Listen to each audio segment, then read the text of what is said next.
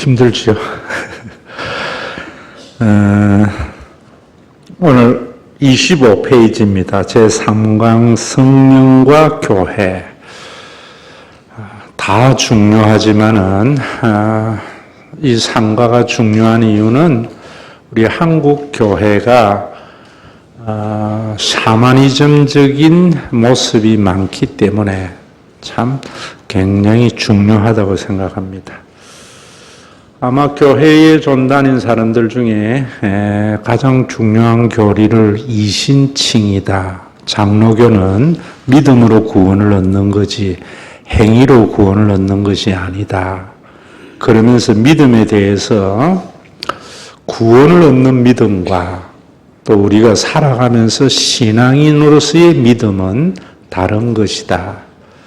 이신칭의는 구원 얻는 믿음을 말하는 것이고 그거는 우리의 의지의 결단이 아니라 하나님의 은혜로 되어지는 거다. 이렇게 설명을 하는데 저도 참 고민이 많았는데 그렇지 않습니다. 그건 중세시대에 만들어진 교리지요. 일단 믿음은 뭔가 이런 것 같아요. 일어난 사실을 받아들이는 게 믿음입니다. 예수님이 십자가에 하나님의 아들이신 것은 여러분들의 믿음과 상관없는 사실이지요. 그 사실을 받아들이는 게 믿음이고 받아들이면은 구원이 시작이 된다. 이런 말입니다. 그리고 예수님이 하나님의 아들이신 것을 믿는 것은 신의 아들로서 초자연적인 능력을 가졌다고 믿는 게 아니고 성전을 건축할 분이라는 것을 받아들이는 겁니다. 거기에 구원이 시작이 되는 겁니다. 그러면 당연히 성전은 무엇인가 하는 문제지요. 성전은 목사님 구약에서는 짐승을 잡아드리는 제사를 드리는데 요즘은 이렇게 예배를 드리는 것인데 왜 이렇습니까?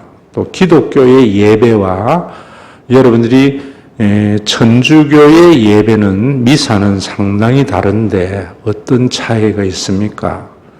그래도 천주교를 사람들은 가톨릭이라 하는데 잘못된 말입니다. 우리가 가톨릭이에요. 천주교는 로마 가톨릭 이래야 됩니다. 로마를 중심으로 한 보편적인 교회다. 이런 말인데 저쪽은 가톨릭. 그러니까 우리가 보편적인 교회의 모습을 가지지 못하는 것이 문제다. 이 말입니다. 그리스 정교 같은 데에 가보면은 또 예배 형태가 완전히 다릅니다. 그것은 성전은 제사를 지내는 것인데 그런 형식이 중요한 게 아니고 성전에서 제사를 드리는 것은 어떤 것이냐면 하나님과 우리와의 화해를 위한 겁니다. 그래서 예배를 드리고 예수님께서 성전을 건축하는 것은 종교적인 행위를 통해서 종교적인 과학을 이루는 유대교에게 구약의 성전의 제사는 하나님과 인간과의 화해를 일으키는 거다. 그 화해가 뭐냐면은 하나님이 우리의 아버지 되심, 하나님이 우리의 창조주 되심, 그걸 드러내신 거예요. 그 사실을 받아들이는 것이 믿음이. 그런데 우리는 내 기도가 이루어질 줄로 믿습니다. 그런데 이런 믿음이 약하니까 기도 응답이 안 돼. 이래버린다고. 그러면은 종교 가스라이팅 당하기가 굉장히 쉽습니다. 믿음은 앞으로 뭔가 하면 예수님이 하나님이 우리의 아버지 되신 것을 드러내신 것을 받아들이는 것. 그래서 여러분들이 하나님이 나의 아버지심을 받아들이는 믿음으로 인하여 구원에 이르는 겁니다. 그건 여러분들이 받아들이나 안 받아들이나 하나님은 모든 인간의 아버지이십니다. 창조주이십니다. 그걸 가지고 우리 교회 와야지 하나님의 아들이 된다는 등 그런 말을 해야 하나님의 아들이 된다는 둥 하는 것은 종교인의 이야기입니다. 그거는 마치 이단들이 우리 교회에 와야지 하나님의 자녀가 된다는 것 같아요. 다다음 주에 14만 4천 명 인침에 대해서 할 때에 좀 더 자세히 말하겠지만은 그런 유대교에 대해서 예수님은 유대인의 하나님만이더냐 이방인의 하나님은 아니더냐 이래요. 그러면 목사님 교회에 안 다니는 사람들은 어떤 사람들입니까? 그 사람들도 하나님의 자녀예요. 목사님 이상한 소리 하네. 당연히 교리에 익숙한 사람들은 이래야 됩니다. 그런데 그 사람들하고 우리와의 차이는 뭔가 하면 그 사람들은 이런 거는 이제 예배 시간이 아니니까 따라 해도 되겠다. 그 사람들은 어떤 사람이면 호로 자식. 한번 따라 해보세요. 호로 자식. 나도 무슨 말인지 모를 때 어릴 때 그런 말 많이 썼어요. 하나님이 아버지인데도 아버지로 생각 안 하는 거예요. 그게 이방인입니다. 그러면은 가정이 지옥이 되는 것이죠. 제가 만약에 사춘기 때 우리 아버지가 진짜 맞나 의심도 했고 아버지가 진짜 나 사랑하는 거야? 이러니까 가정이 지옥이었다고요. 내가 그렇다고 해서 아버지가 나를 낳은 것이 아닌 것도 아니고 또 나를 사랑 안 하는 것도 아니라고. 오늘 낮에 설교 징계가 그런 거예요. 근데 그 사실을 아버지가 나를 사랑한 걸 알면서부터는 가정이 천국이 되는 거예요. 여러분 지금 우리 세상에서 여러분들이 예수 믿고 난 뒤에 마음의 평화라든지 기쁨이 없는 것은 이런 믿음을 안 가졌기 때문에 하나님이 나를 사랑하는 거 맞아? 하나님이 내 아버지가 맞아? 사춘기 때 나와 같은 모습들. 그런데 십자가를 통해서 하나님이 나를 사랑하시는 것과 하나님이 나의 아버지 되심을 믿게 되어지면은 새로운 세계가 열려요. 그 믿음의 출발이 돼야 되는데 우리 한국 교회는 내가 원하는 것을 이루어 줄 줄로 믿는 걸 믿음이라 이야기하니까 전부 그렇게 말하는 분의 가스라이팅 당한 사람들이 너무 많은 거예요. 자, 여기까지가 지난주에까지의 성경 공부였어요. 그러면은 하나님이 아버지 되신다고 이야기할 때에 내가 그냥 생각으로만 그렇다고 이야기하면은 기독교는 관념의 종교가 되는 거예요. 예수 그리스도는 구원이 되어야 되는, 실제가 되어야 합니다. 그래서 예수님께서 그것을 이루시고 난 뒤에 뭐라고 이야기하는가 하면은 성령을 보내어 주시겠다. 이렇게 말씀한 거예요.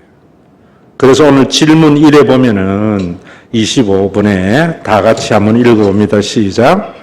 왜 예수님께서 성령을 보내어 주셨는가? 누가복음 24장 45절에서 49절 가운데 49절을 우리 다 같이 읽어봅니다. 시작. 볼지어다 내가 내 아버지께서 약속하신 것을 너희에게 보내리니 너희는 위로부터 능력으로 입히질 때까지 이 성에 유하라. 예수님이 이상한 말씀을 하세요. 성천하시기 전에 제자들에게 너희들이 위에서 능력으로 입히어질 때까지 이 성에 유하여 있으라 이런다고. 그리고 여기는 없는데 사도행전 1장 6절에도 똑같은 말씀을 하시고 사도행전 1장 14절 다 같이 한번 읽습니다. 여자들과 예수의 어머니 마리아와 예수의 아들과 더불어 마음을 같이하여 오로지 기도에 힘쓰니라. 여러분 여기에 무슨 기도했겠어요? 기도에 힘썼다고 하니까 무슨 기도했는가 아셔야죠. 사도행전은 누가복음의 후편입니다. 전편 후편입니다. 그래서 연결해서 읽어야 돼요. 신약 성경을 읽을 때에도 누가복음을 읽고 사도행전으로 바로 읽어야 돼요. 여러분들이 처음 성경 읽는 분들은 마태복음 이래 읽지 말고 누가복음을 읽고 사도행전을 바로 읽으면은 연결이 되어져요. 그러면은 앞에 누가복음 제일 마지막에 하늘로부터 능력으로 이 피울 때까지 이 성에 유하라 라고 말을 하면서 기다리라 하고 난 뒤에 기도를 하니까 이 사람들이 무엇을 기도했겠어요? 능력을 잊기 위해서 성령의 강림을 위해서 예수님이 보내준 성령의 강림을 위해서 기도를 했는데 그 기도의 결과가 사도행전 2장 1절에서 4절, 11절, 36절에서 37절 거기에 나와 있는 거예요. 어떤 현상이 일어났는가 하면은 하늘부터 급하고 강함 같은 바람 소리가 일어났고 불의 혀같이 갈라지는 것이 각 사람에 임하여서 다 성령의 충만함을 받고 다른 방언으로 말하기를 시작하니라 이랬어요. 자, 저를 보세요. 예수님이 하나님이 아버지이신 것을 이루시고 그거 믿어지도록 성령을 보내주신다고 했는데 여기도 삼위일체에 대한 설명이 있어야 되는데 곁길로 갈까봐 제가 뺍니다. 그래서 제자들이 성령이 임하도록 기도를 했는데 열흘 있다가 성령이 임하였는데 이런 현상이 나타났어요. 근데 이런 현상이 나타나는 것을 보면서 우리도 성령 받기를 기도해야 돼. 많이 들은 이야기 아니에요? 많이 들은 이야기지요. 성령 받으면은 뜨거워져. 머리부터 발끝까지 후끈후끈하고 겨울에도 예배당 마룻바닥을 떼굴떼굴 구를 만큼 뜨거워졌어. 불바다 이러지요. 그러면은 기독교는 미신이 됩니다. 자, 이런 것들이 너무나 왜냐하면 신내림과 같은 것으로 이해해버린다. 예수님이 하신 말씀은 구원을 위해서 하신 말씀이에요. 하나님 아버지가 하나님의 아들 예수를 보내어서 성전을 이루어 주시고 그 성전을 성전되게 하기 위해서 성령을 보내어 주신다고 했는데 그럼 성전을 보내어 주실 때에 예수님이 마치 소경의 눈을 뜨고 안전뱅이를 걷게 한 것은 기적을 위해서 한 거라 했어요. 이것은 미라클이라 했어요. 사인이라 했어요. 사인이라고 했지. 우리 한국교회가 자꾸 미신화되는 것은 사인을 미라클로 생각하기 때문에 우리도 믿으면 그 능력이 일어난다고 생각해요. 그거는 무당이지요. 신내림이지요. 신통수를 가지는 것. 기독교는 그 믿음은 뭐냐면 사인, 하나님의 아들이심을 드러내기 위해서 구약에도 여러 표적이 있다고 그랬잖아요. 이거와 같이 성령도 마찬가지예요. 성령이 임한 것에 대한 표적으로서 불의 혀같이 갈라진가 바람 같은 소리가 난 거예요. 각 사람이 임한 것이에요. 그럼 지금도 우리가 그러려면 내가 여러분 목사님이 그런 기적을 행하는 것을 자꾸 이야기하면은 그런 교회에 다니는 사람들은 목사님을 목사님으로 보지 않고 대부분 교주로 봐요. 성령도 마찬가지. 내가 기도하면은 불같이 내리고 성령의 이런 표적이 있다라고 이야기를 하면은 그런 성령 운동하는 교회에 다니는 사람을 보면 대부분 목사님을 교주로 믿고 있어요. 사인으로 생각하는 사람은 예수님이 하나님의 아들로서 성전을 이루신 것을 받아들이게 되고 그 이루신 성전을 우리에게 주시기 위하여 성령이 임하신 것을 믿으면은 그 다음에 받은 사람들이 다른 방언을 말하기를 시작한다 했잖아요. 그럼 이 다른 방언을 가지고 교회에 랄랄라 루뚜뚜 하는 그 방언 들어보신 적 있어요, 없어요? 있지요, 있어요. 그 방언이라고 이야기를 하면은 이상하게 여러분들이 그 무당들이 가면 막 이상한 주문을 외우는 것 같이 되어버린다고. 그럼 기독교가 주문이 되어버린다고. 이 방언은 사도행전에 보면 낭곱 방언이라고 그래요. 외국어인데 제가 여러분들에게 해석하는 것은 성령 받으면 말이 달라져요. 어떻게 달라지는가? 다음 주 설교하겠는데 오늘 간단하게 이야기하면 옛날에는 내만 알던 사람이 이제는 다른 사람과 가족을 걱정하게 되어져요. 이런 변화가 있느냐 말입니다. 여러분이 가족들을 보세요. 사춘기 때는 자기만 알아요. 그치요? 그래서 초등학교나 유치원 다니는 애들은 아버지가 돌아가신 장례식장에도 뭐 먹을 것이 있고 놀거리가 있으면 뛰어다녀요. 철들기 전에는 아버지가 돌아가셔도 내 용돈만 안 줄어들면은 아버지 돌아가신 게 걱정이 아니라 내 용돈 줄어들까 봐 걱정이에요. 그래서 아버지에 대해서도 뭐라는가 하면은 아빠, 누구 아빠는 해주는데 아빠는 뭐 해? 이런 말, 자기중심적인 말이에요. 교회도 옛날에 종교인일 때에는 전부 자기중심의 언어가 많은 거예요. 그래서 남을 판단하기도 하고 선함과 악함도 나에게 잘해주느냐 못해주느냐 이거로 판단해요. 그런데 성령 받고 나면은 어떻게 되는가 하면은 이런 거 같아요. 애들이 철들면은 뭔가 이렇게 내가 우리 가정 형편에 좀 지나친 메이크 옷을 사주면은 엄마 괜찮아. 나 이거 사줬다고 우리 집 어려지면 어떡해. 이게 다른 방언이에요. 똑같은 말이라도 완전히 내용이 다르지. 교회가 이런 것들을 이야기해 줘야지 교회가 교회다 가지고 사람이 이래 되는데 자꾸 랄랄라 뚜뚜뚜 방언을 하게 하니까 교주를 믿게 되어지고 그러면 가스라이팅 나간다고. 그런 교회는 또 엄청 잘 돼요. 교인들이 헌신하니까. 그런데 교인들의 삶은 피폐해진단 말입니다. 이런 것은 왜 예수님께서 성령을 보내주셨는가를 모르기 때문이에요.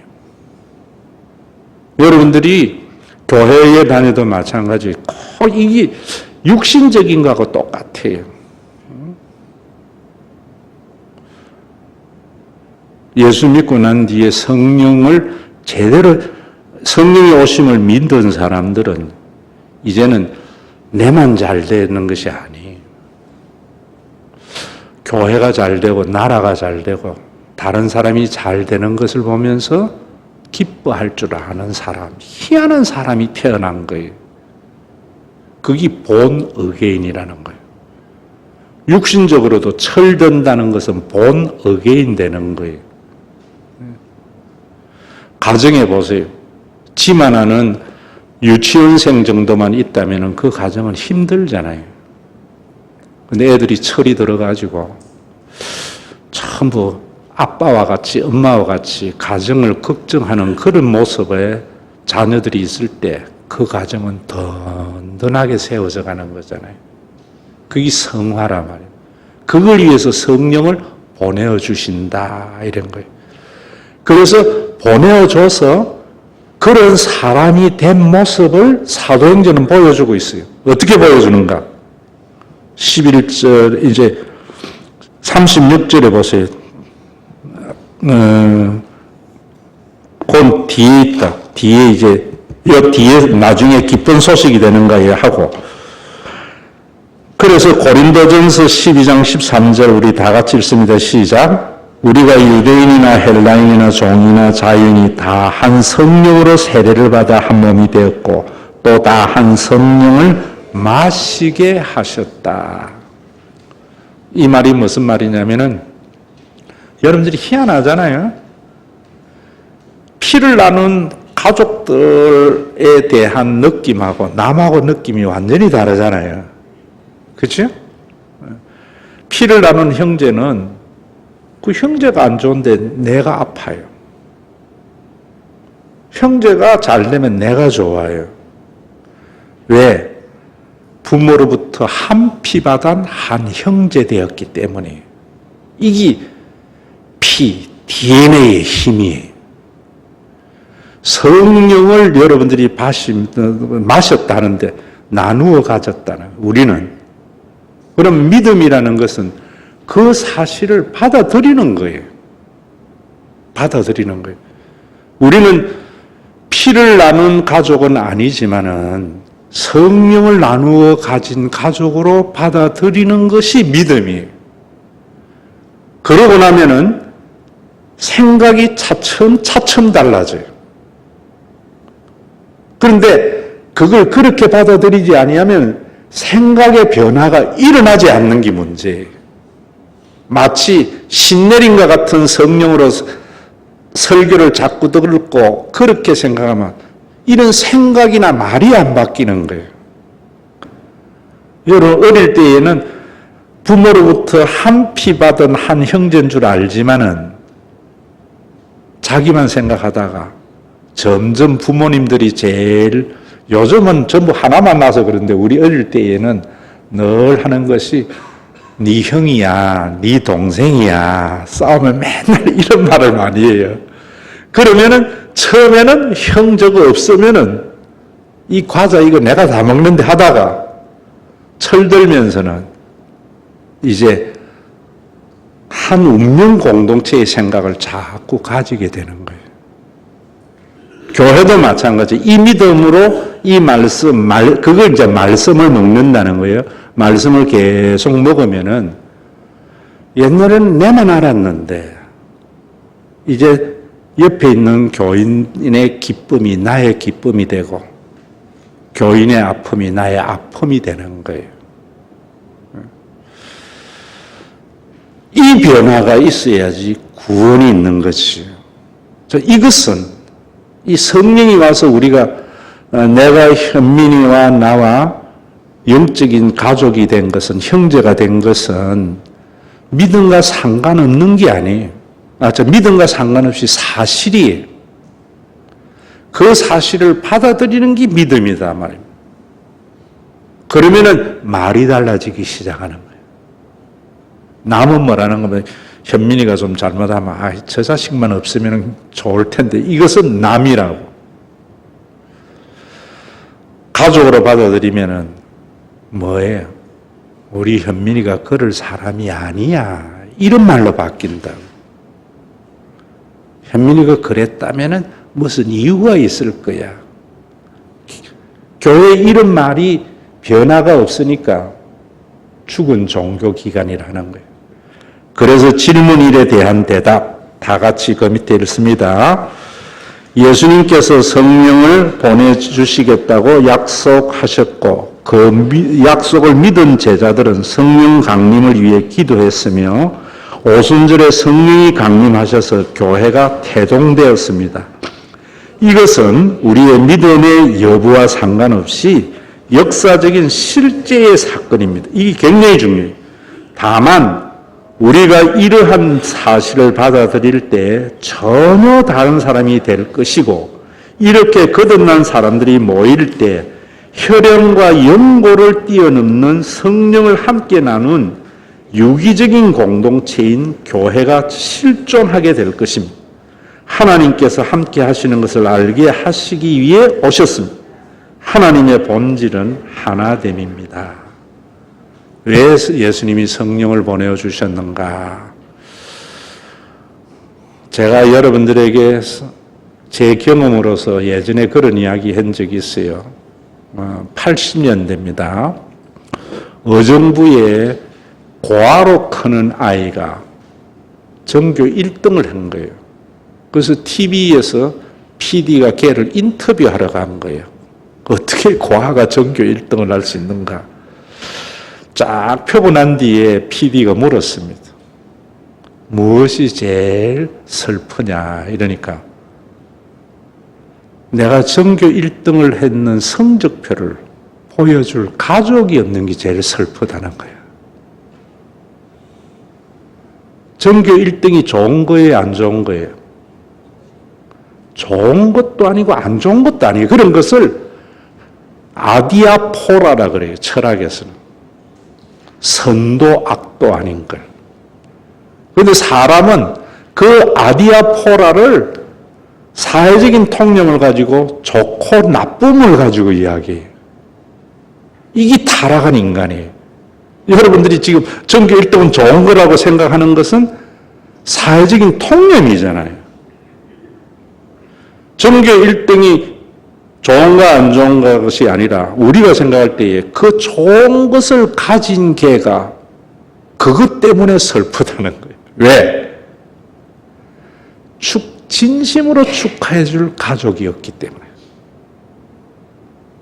성령을 보내준 게 그런 거란 말입니다. 이 교회에서 참 이런 부분들이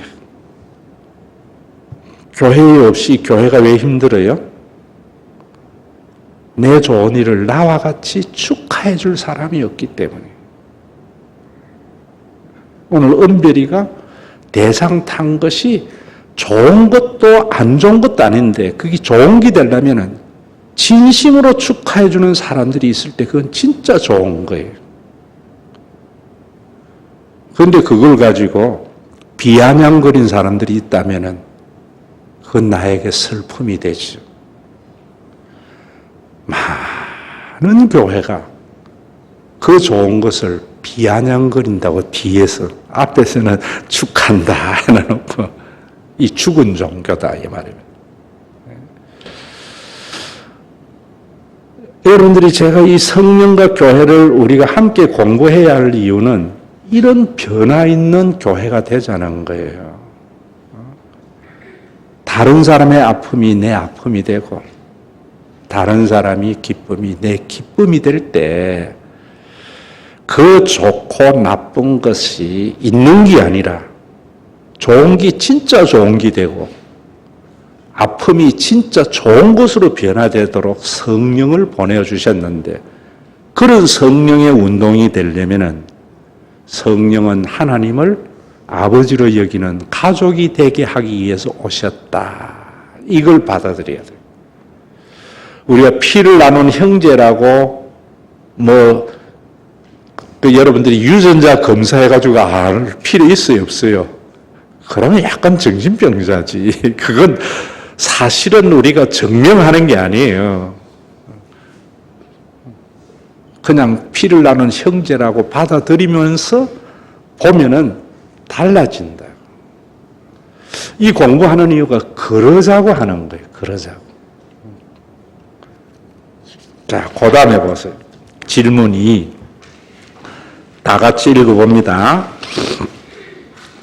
예수님의 십자가와 부활과 성령의 강림이 왜 기쁜 소식이 되는가?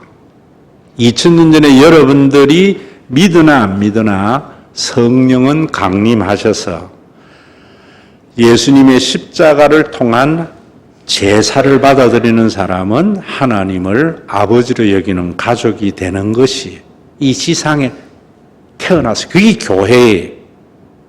자, 그런데 거기에 이제 로마서 8장 15절과 16절 노란 부분만 읽어봅니다. 시작. 우리가 아빠 아버지라 부르짖는다.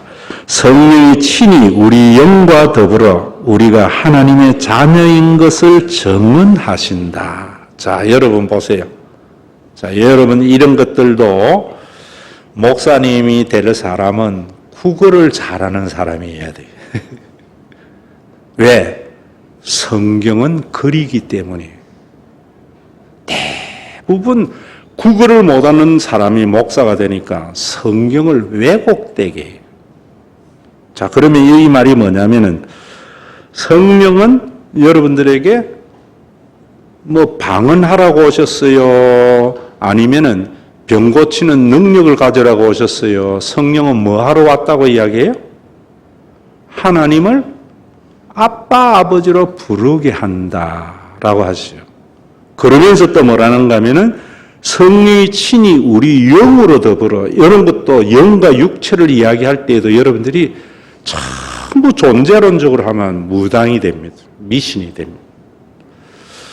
우리 인간 전체를 말하는 거예요. 그래서 제가 여러분들에게 H2O는 수소와 산소의 결합으로 물인데 이게 나뉘어지면은 수소고 산소지 물이 안 되는 거예요.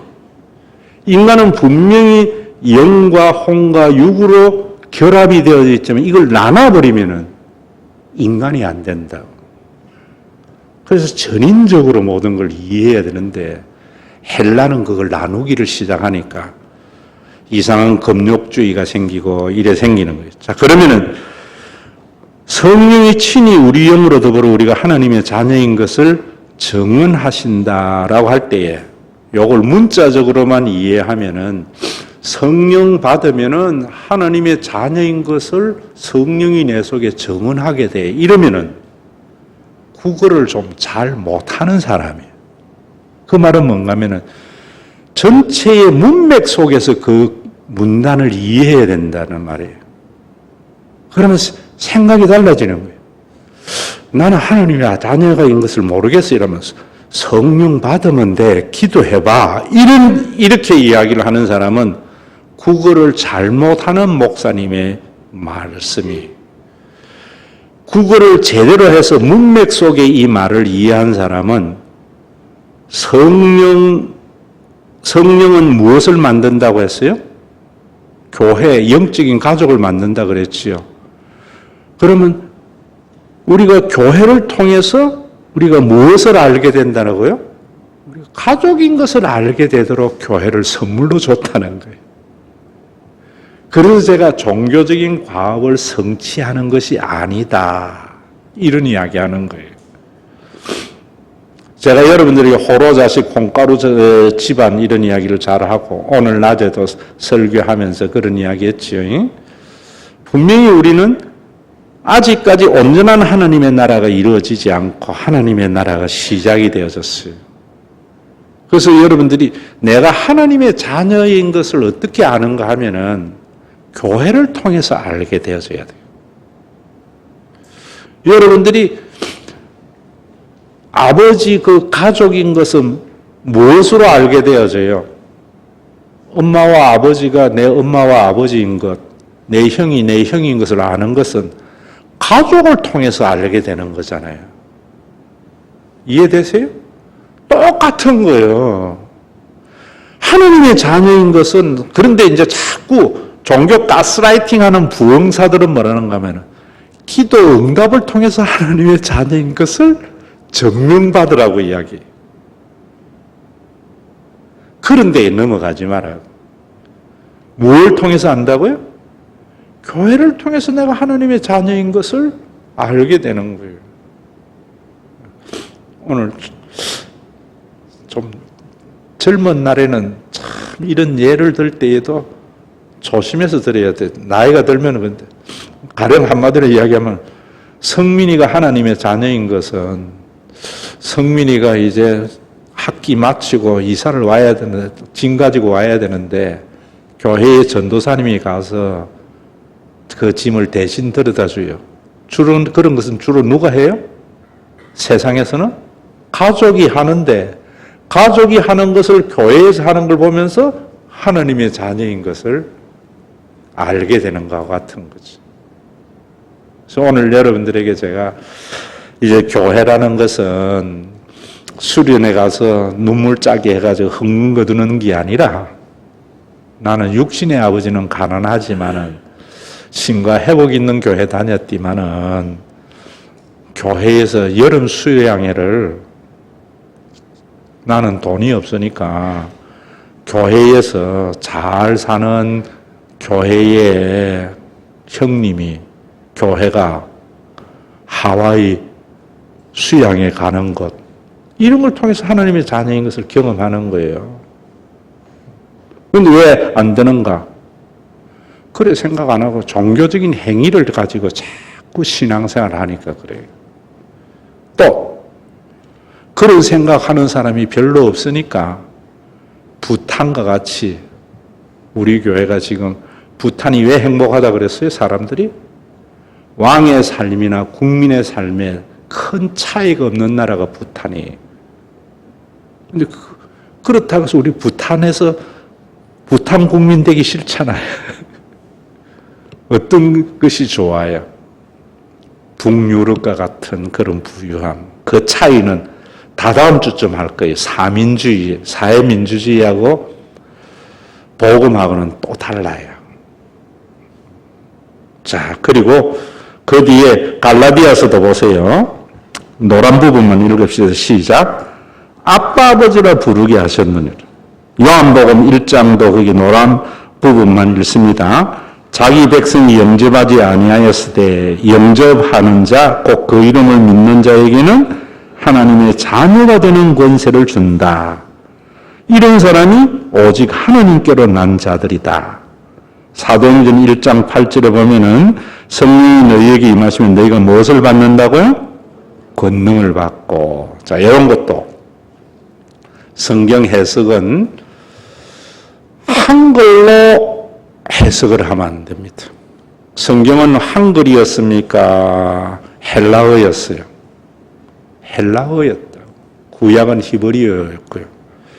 그런데 구약의 헬라어 히브리어도 의미를 차용해서 새롭게 부여한 거예요. 권능을 한글로 이야기하는 게 성령 받으면은 능력을 받는다. 병 고치는 능력, 뭐 예언하는 능력, 자연을 움직이는 능력 이러잖아요. 그런데 이 권능은 두나미스라고 하는 헬라어인데 이 두나미스라는 말의 영어가 뭐냐면 다이나마이트예요. 이 말의 의미는 뭐냐면은 다이나마이트는 건설을 하기 원래 노벨이 다이아마이트를 만들고 난 뒤에 엄청 후회했잖아요. 근데 왜 만들었어요? 건설하기 위해서. 기존의 낡은 것을 파괴해버리고 새로운 것을 건설하기 위해서 다이나마이트를 만들었는데 인간이 그런 건설에 쓰지 않고 살상으로 쓴다고. 그래서 노벨이 노벨상 평화상을 만든 거 아니에요. 그러면 성령을 받고 권능을 받는다는 것은 기존의 내 가치 체계가 파괴되어지고 새로운 가치가 생긴다. 이런 말이에요. 그래서 제가 여러분들에게 나만 알던 사람이 이제는 다른 사람을 이해하는 말로 바뀐다. 이랬어요. 근데 이걸 가지고 초자연적인 능력을 갖는다고 하니까 기독교가 무당의 신내림의 종교가 되어진 게 한국의 성령 운동 받은 자의 모습이 아닌가. 그래서 여러분들에게 올바른 성령 운동을 통해서 교회를 통해서 천국을 맛보게 하자고 이 공부하는 거예요. 그러면 여러분들이 이제 생각이 자꾸 뭐냐면 목사님을 볼 때에도 어떻게 봐야 돼요? 목사님으로 보지 말고 영적인 형님이나 가족으로 보는 생각을 자꾸 가져야 돼요. 교인들을 볼 때도 마찬가지. 남으로 종교인을 보니까 아이 저 자식은 교회 10년 다니고 내 설교 들었다면서 왜 저래 이런다. 가족으로 자꾸 보면은 그럴 리가 없어 이래 본다. 이런 이런 신앙생활 하자고 지금 공부하는 거예요. 이거 알면 뭐해요? 이 삶이 없으면은. 응? 종민이의 아픔이 여러분들 모두의 아픔이 되어지고 종민이의 즐거움이 모든 사람의 즐거움이 될 때 그 아디아포라와 같은 것이 진짜 복이 되는 거예요. 자, 그 다음에 여기 보면은 14장 사도행전 16장 21절에 보면은 같이 한번 읽습니다. 로마 사람인 우리가 받지도 못하고 행하지도 못할 풍속을 전한다. 자, 기독교의 복음을 전하니까 로마는 무엇을 말하는가 하면은 로마는 힘을 정의라 생각해요. 로마는 로마 팍스 로마나라는 말 아시지요? 강한 힘이 평화를 구축한다는 거예요. 우리나라도 그런 거 많잖아요. 그래서 독재자들과 일본 사람들이 우리나라 다스릴 때 뭐라 했냐면 조선놈은 조져야 된다고. 그래야 잠잠하다고. 그런 게 아니란 말이에요. 기독교는 희한한 종교예요. 기독교가 자꾸 변질되는 게 뭐냐면은 기독교가 로마라는 세계에서 조직으로 바뀌어요. 헬라에서는 사상으로 바뀌어요. 이런 게 문제예요. 그 말이 뭐냐면 기독교에는 목사님이 제일 높고 장로고 권사고 이래 본다고. 원래 초대 교회에는 이런 조직이 없었어요. 그런데 희한한 박스가 생겨요. 그래서 초창기에 기독교를 공인한 콘스탄티누스에게 보고가 뭔가 하면은 이런 일이 있었어요. 알렉산드리아 지방에 전염병이 확 돌았어요. 그래서 수많은 사람들이 죽었어요. 그러니까 왕은 마음이 아프겠어요, 안 아프겠어요? 자기 백성인데. 그런데 그 전염병으로 인하여 죽는 것도 고통인데 어떤 비극이 있었는가 하면은 전염병에 걸린 아버지를 자식이 길거리 내다버려요. 전염병에 걸린 자식을 부모가 내다버려요.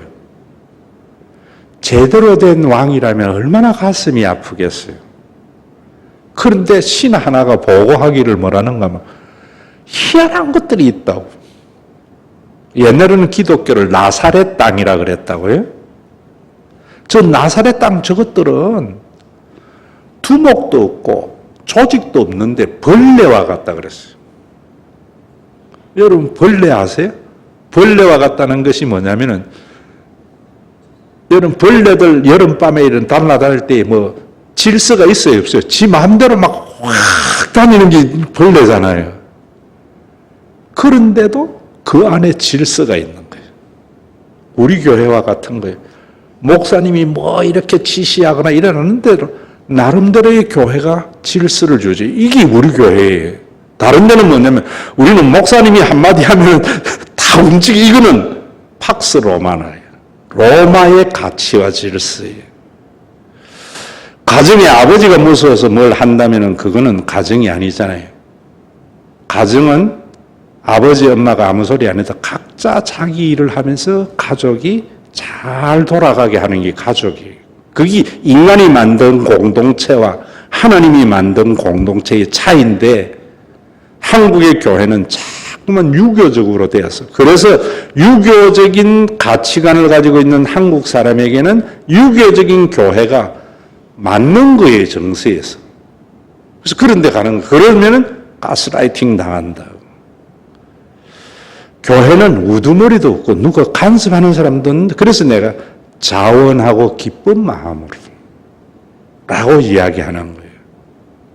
누구 보고 헌금하고 누구 보고 주일 성수하고 이런 게 아니. 초대교회는 그랬다는 거예요. 그러니까 콘스탄틴 그러면서 뭐라는가 하면은 자기 아버지도 아니고 형제도 아닌데 전염병 걸렸는데 지 죽을 줄 알면서도 보호하는 이상한 것들이 있습니다. 이렇게. 그래가지고 기독교가 콘스탄티누스가 공인한 거라 이 말입니다. 이걸 가지고 신화로 만들어요. 뭐 밀레노 다리에서 십자가를 가지고 나가서 전장에서 뭐 막센티누스를 이기면서부터 공인하게 되었다. 다 신화예요. 복음의 능력을 제대로 알자는 거예요. 우리 교회는 자원하고 기쁜 마음으로. 그래서 사람은 기다려주는 거예요. 자녀가 사랑구실 할 때에 부모는요, 기다리는 거예요. 10년, 20년 기다리는 거예요. 자, 그리고 또 이상한 거예요. 사도행전 20장 35절. 참 제가 잘 쓰는 말이지요. 다 같이 읽습니다. 시작. 주는 것이 받는 것보다 복이 있다. 여기 복은 성경의 복은 대부분 행복입니다. 제가 잘 쓰는 말로 모든 걸 받는 자식은 불평해요, 불평 안 해요? 늘 부모에게 모든 걸 받으면서도 엄마 아빠 이거밖에 못 해줘 하는데 모든 걸 벌어가지고 자식 다 주면서 부모는 기뻐해요. 엄마가 자기 먹으려고 밥합니까? 새끼 밥 주려고 밥해요. 아빠가 자기 쓰려고 돈 벌어요? 자식 주려고 돈 벌어요? 희한한 게 피잖아요. 성령 받으면 그런 거예요. 목사가 자기 자식 유학 보내고 자기 좋은 사택에 살고 자기 월급 많이 받으려고 목사질 하면은 그게 목사입니까? 무당입니까? 무당이죠. 진짜 성령 받은 목사는 교인이 행복한 걸 보면 좋아해요. 그래서 제가 오늘 바울에게도 많은 오해가 있었거든요. 그래서 설교 말미에 그런 이야기 한 거예요. 저는 우리 교회에 어려운 집의 자녀들의 장학금은 저도 우리 아이들 교회 장학금 받은 적 없어요. 참 이런 것이 성령 받은 긴데, 그 다음에 쭉 참 고린도전서 12장 중요한 겁니다. 그 밑에 읽습니다. 시작. 26절 읽습니다. 만일 한 지체가 고통을 받으면 모든 지체가 함께 고통을 받고 한 지체가 영광을 얻으면 모든 지체가 함께 즐거워하느니라. 그래서 고린도전서 9장 그 다음에 로마서 15장에 이 육적인 것을 거두기로 과하겠느냐, 신령한 것을 뿌렸는데, 이런데 신령한 것은 성령을 말해요. 성령을 나누어 가졌다고 하면서 물질을 나누지 않겠느냐. 자, 여러분 가족들 보세요. 형님이 잘 사는 때, 오늘도 이야기했지만 못 사는 동생하고 n분의 1 하자면은 공산주의가 되는 거예요. 형님이 잘 사는데 가난한 동생 돌보지 않으면 자본주의가 되는 거예요. 형님이 잘 살 때, 동생이 어려운 일을 당했을 때 도와줄 때에 그 가정은 좋은 가정이에요. 형님이 잘 살면서 못 사는 조카가 유학 가고 싶을 때 유학 못 해주면은 좋은 가족인데, 형님이 잘 살면서 지 자식은 공부도 못 하는데 돈으로 유학 보내면서 조카는 공부도 잘하고 공부도 하려는데 외면을 하면은 그런 집안을 일컬어서 한번 따라합시다. 콩가루 집안. 오늘 교회가 콩가루 같은 교회가 참 많아요. 내가 볼 때는. 참 많아요. 성령과 교회를 공부하는 이유는 바로 그런 부분이에요. 우리가 영적인 가족의 삶을 회복하려고 하는 것이 신앙생활이지, 이상한 신내림이나 이상한 기도 응답을 위해서 종교생활하는 것이 아니다. 이런 말이에요. 자, 그래서 오늘 거기에 질문 5에 대한 대답. 어디야? 질문 2에 대답. 믿음이란 무엇이며 구원의 결과가 무엇인가? 다 한번 읽습니다. 시작. 예수님의 십자가의 사건을 부활을 통하여 속죄의 제사, 대속의 제사, 그리고 우리를 향한 하나님의 사랑에 대한 계시의 사건으로 받아들이는 것이 믿음입니다. 그리고 예수님께서 성천하셔서 보내주신 성령을 함께 나눠 가짐으로 모든 사람이 하나님을 아버지라 부르는 한 가족이 된 것을 받아들이는 것이 믿음입니다. 이때까지 설명이 그거지요. 그 결과 유한한 인간이 삶의 존재 양식이 아니라 영원한 하나님의 존재 양식을 가치관으로 가지게 될 것이고, 개인의 노력으로 확보할 수 없는 삶에 대한 안전을 공동체를 통해 누리게 된 것이 가장 기쁜 소식입니다. 그 밑에 우리 교회가 소말리아나 부탄 혹은 남미 국가와 같은 교회가 될 것인가, 중국 같은 교회가 될 것인가, 미국 같은 교회가 될 것인가, 스웨덴과 같은 북유럽 같은 교회가 될 것인가, 어떤 교회가 되면 좋겠어요? 예? 북유럽 같은 교회이지만은 북유럽 같은 사민주의가 되면 안 돼요. 복음주의가 돼야 돼요. 그 차이는 다다음 주일인가 제가 설교를 하게 될 거예요. 질문은, 자, 한국 기독교인들이 고쳐야 할 신앙 읽고 마치겠습니다. 시작.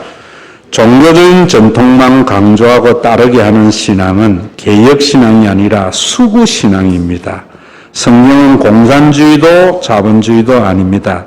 성경을 자본주의나 민주주의와 동일시하는 것은 잘못입니다. 실제로 성경을 자본주의와 동일시하여 자본주의의 유익의 열매를 따먹었지만 점차 자본주의의 어두운 점이 부각되면서 그 책임까지 교회가 지고 있는 안타까운 현실 가운데 있습니다. 한국에 복음을 전해준 미국 선교사들에 의해 전래된 미국 기독교 신앙의 한계를 뛰어넘어 성경의 본질로 돌아가야 합니다. 성경은 공산주의도 자본주의도 아니라 성령 충만입니다. 성령 충만 역시 종교적인 몰입 현상이 아니라 예수 그리스도의 구원을 믿음으로 받아들이는 것이고 그 사실에 지배받는 사람이라는 것도 잊어서는 안 됩니다. 굉장히 중요한 내용입니다. 설명이 굉장히 많이 필요한 부분인데 그저 여러분들이 오늘 정도로 이해하면 되겠습니다. 다음과를 위한 질문 1번에 보면은 지상에서 천국 백성의 가치관으로 살아가면 개인적인 손해를 감수해야 하고 잘못하면 사회 부적응자가 되지 않을까. 북유럽의 사민주의의 폐단이죠. 그래서 북유럽의 국가의 기업들이 세금이 많으니까 해외로 탈출하는 일들도 일어나잖아요. 이번에 만일 천국에 가서 받는 상급에 대한 차별이 있다면 과연 상대적 비교의 박탈감을 느끼는 이 세상과 다를 바가 무엇일까? 한국교회 이런 거 많지요? 여러분들이 이래 잘 믿으면 천국 가서 상급 받아 이러는데 천국에 갔을 때 받는 상이 다르다면은 그게 세상하고 다를 바가 뭐겠어요?